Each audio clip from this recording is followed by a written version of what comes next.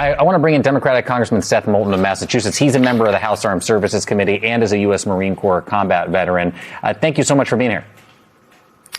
You're welcome, and I want to start by thanking Priya for her service. We should be thanking all of these men and women on board that ship for their service today.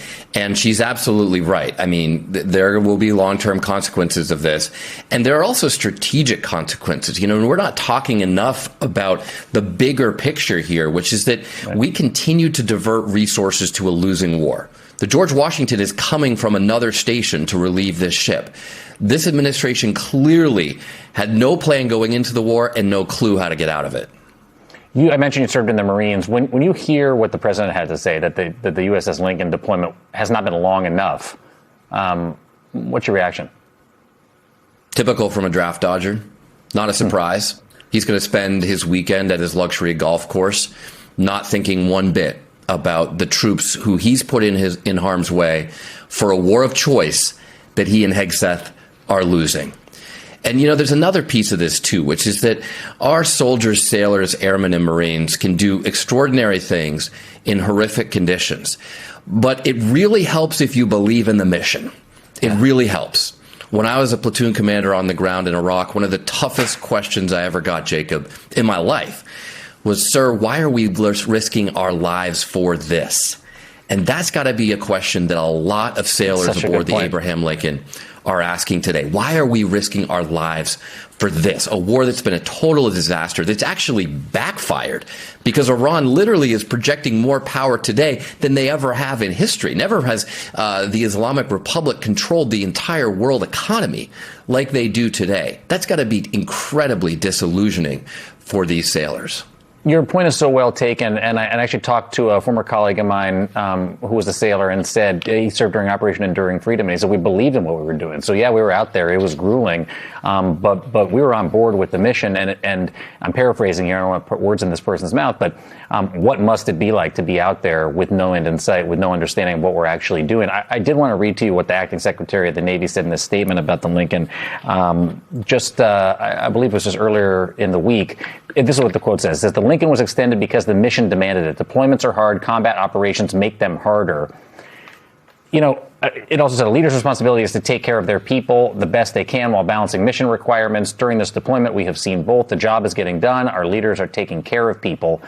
It sure doesn't seem like the leadership is taking care of our service members. No, the president, the commander-in-chief, is more worried about his golf game this weekend.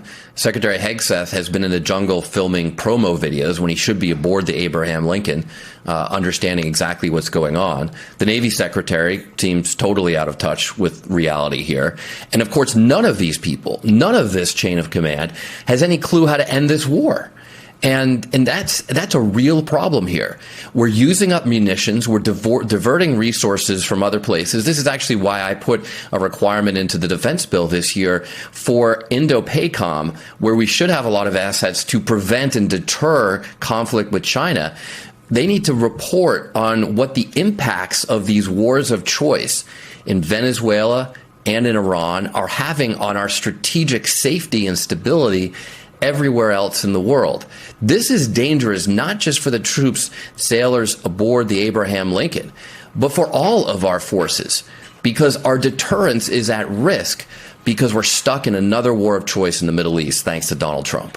What do you make of the USS Washington leaving the Pacific to potentially relieve the Lincoln? I mean, we talked about that it would leave the Pacific uncovered for the first time in decades. What kind of danger do you see that posing to our national security? I mean, Jacob, we don't talk about this enough because it's an uncomfortable conversation. But the single biggest risk to the entire world is that China starts a war over Taiwan. That they start a war because they think we're distracted somewhere else. And it literally turns into World War III. A lot of the war games have it going nuclear. Yeah. And without getting into all the details, that is the biggest risk. Like if you ask me, Seth, what are you most concerned about for your 5-year-old and 7-year-old at home? It's literally a war with China. That would change the world, end the world as we know it today. And our continued presence for decades in the Pacific has helped prevent that from happening.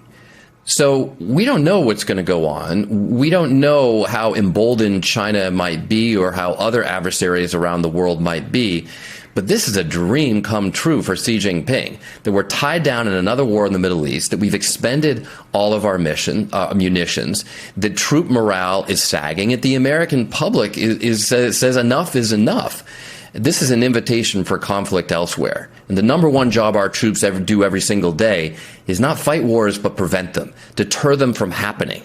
And they're being distracted from their mission by this stupid war in the Middle East.